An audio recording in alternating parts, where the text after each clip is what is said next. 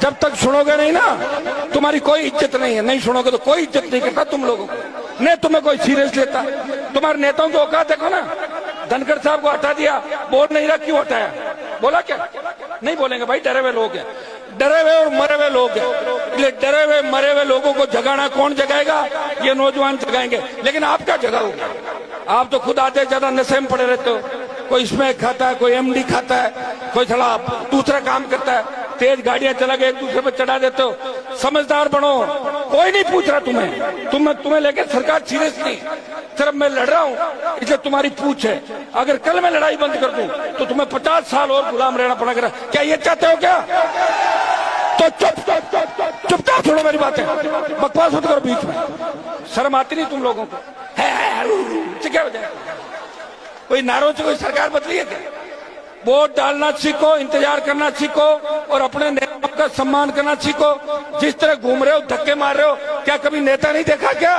ये हेलीकॉप्टर नहीं देखा तुमने? नहीं देखा ना? हाँ तो बोलो देखा है। पहले भी लाया था और लाऊंगा। चाहे उधार लेके जमीनें बेचनी पड़ जाए, तुम्हारा सम्मान बढ़ाऊंगा। लेकिन तुम अपने आप को काबिल बनाओ कि सम्मान के काबिल हो। जिनके लड़ता हूँ वही मर जाता है, जिसको लाता हूँ वो बिक जाता है, जिसको मनाता हूँ नेता वो बिक जाता है, वो भाग जाता है, वो जाता है और कांग्रेस बीजेपी में जाके उनके पैर छूते जाके।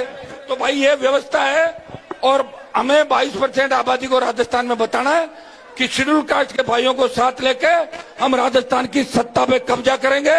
और इसमें सबसे बड़ी भूमिका राजस्थान के नौजवान की होगी, किसान के बेटों की होगी। हा हू हल्ले से कुछ नहीं होता, हल्ला बहुत लोग करते हैं। ये तो अगर देश की राजधानी मुंबई होती तो जाट समाज को कोई नहीं पूछता, मराठे पीटते तुम्हें वहां पे मुंबई में, पता, पटक के। ये तो दिल्ली आप है और दिल्ली के चारों तरफ अपना है, इसलिए अपनी इज्जत है, वो भी थोड़ी बहुत समझ में आ गई ना।